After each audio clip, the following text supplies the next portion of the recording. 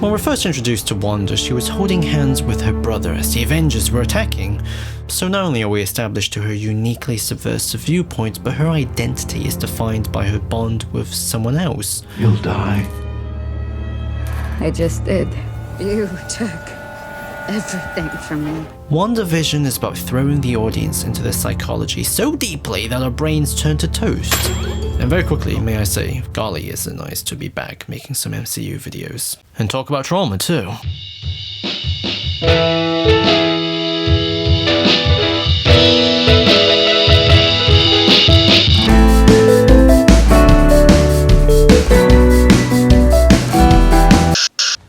Get the light.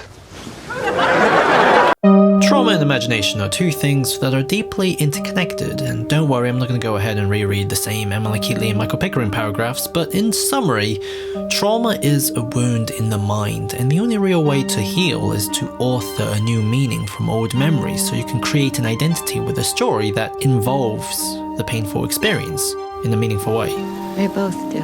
And since Vision is dead, Wanda is still recovering, let's take this theoretical model to investigate what the hell is going on in this weird show. When episode 1 begins, we're immediately thrown straight into WandaVision's sitcom format. Therefore, as the audience, we're completely sealed into this world, as if the rest of the MCU doesn't exist. My wife and the flying saucers. Vision is even introduced with a hit on the head, indicating that the shared lack of awareness from us and him is the subject and possible conflict of the story. Subsequently, the first episode is designed to introduce the audience to the logic of this format and its limits.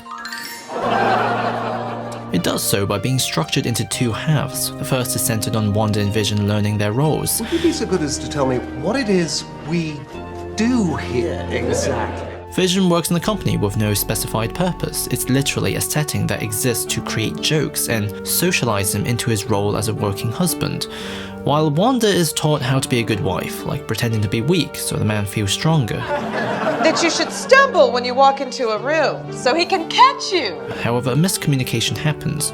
Both Vision and Wanda wants to impress each other. She wants sexy time and he wants formal time. As a result, even though we can assume Vision is part of the illusion, he still has autonomy, and also, this impressed the wife, impressed the husband mentality is the central logic that runs everything. It's the source of the drama, the humor, and the love. Look, I think the best course of action is to impress the wife. And I think the best course of action is to impress the husband.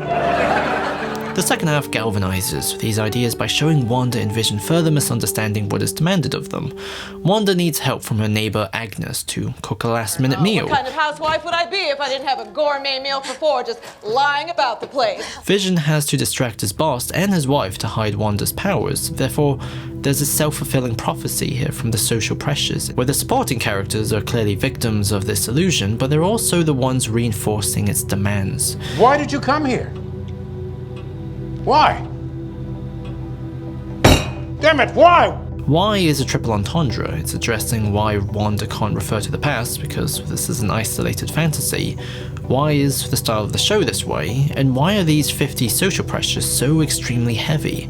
Subsequently, when Mr. Hart starts choking, Mrs. Hart says, "Stop it," to Wanda specifically, which implies she's behind everything. Her imagination, or I suppose sometimes the lack of it, are the confines to the show's format.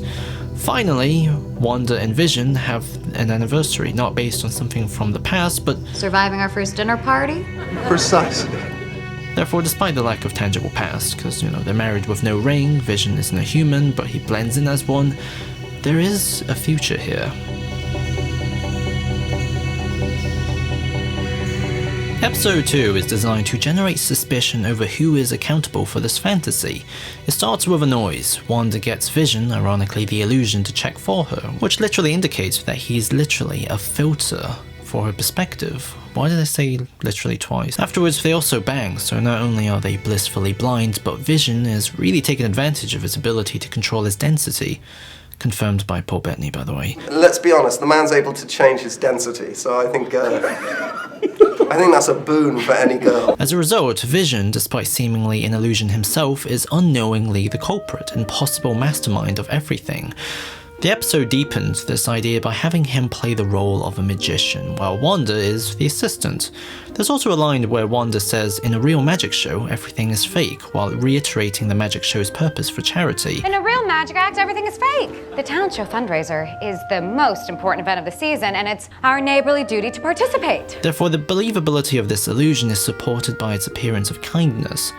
I'm gonna guess this is gonna play a massive role and a big obstacle in later episodes.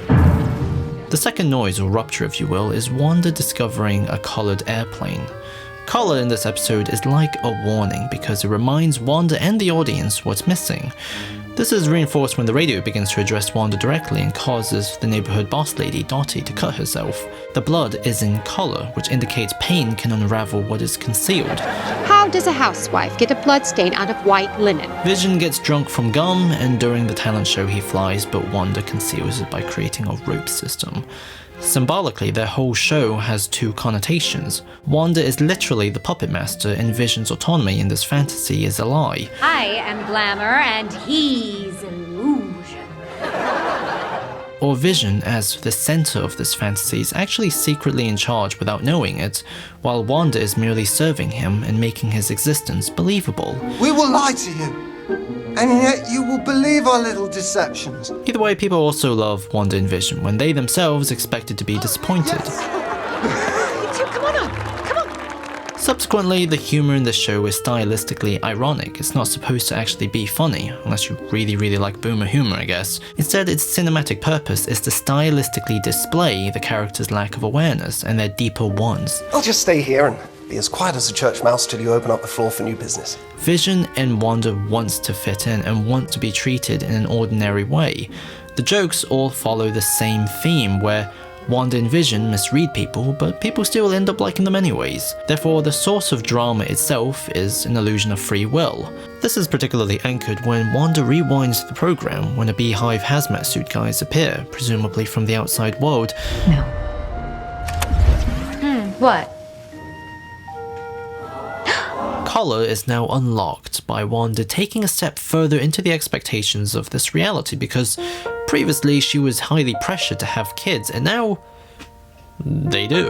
The presence of color also makes the fantasy even more convincing now, for the reason that blood and pain won't be a sign like before. Wanda is now closer to the point of no return. Is this really happening? Yes, my love. The main comic inspirations of the show is very clearly Tom King's Vision and House of M. Kevin Feige especially highlighted the latter.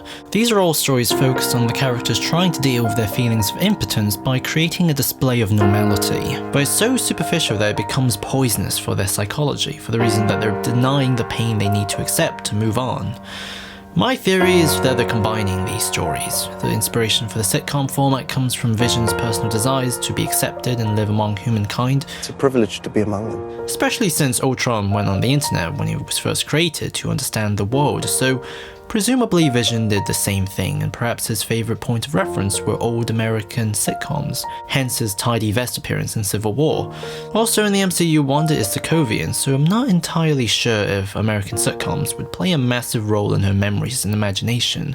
I mean, I guess it's possible. I've never been to the States and I grew up with Transformers, but could it be through grief that Wanda uses her connection with Vision through the Mind Stone to materialize his desire and give him a second chance in life, to make him feel real, like how in House of M she granted the Marvel Universe their different wishes when she reimagined the world? However, if the show features a conventional MCU climax with a baddie, which Paul Bettany hinted at, It tumbles into a kind of chaotic, messed up story that then ends up in more familiar epic Marvel narrative. then there must be something else behind the scenes. Agnes may in fact be a Palpatine. Roseheart from Patreon also brought up an interesting point. The presence of the Stark advert from episode 1 might be symbolic of the Stark bomb that killed Wanda's parents and had her waiting for days to explode. The second ad is also indicative of a sinister presence because it features a watch made by Hydra. Stark and Hydra are two important players in Wanda's origins. Her hatred of Stark originally led her to Hydra, and they are the ones who unlocked her powers. Therefore, as much as we know that Wanda's behind the TV illusion, we don't know if she's aware of these ads. Perhaps there's someone else controlling the limits of this fantasy. Wanda. Who's doing this to you, Wanda? Special thanks to everyone on Patreon, especially Rosehart. You can all pat yourselves on the back, and it's nice to eat something that isn't just spaghetti.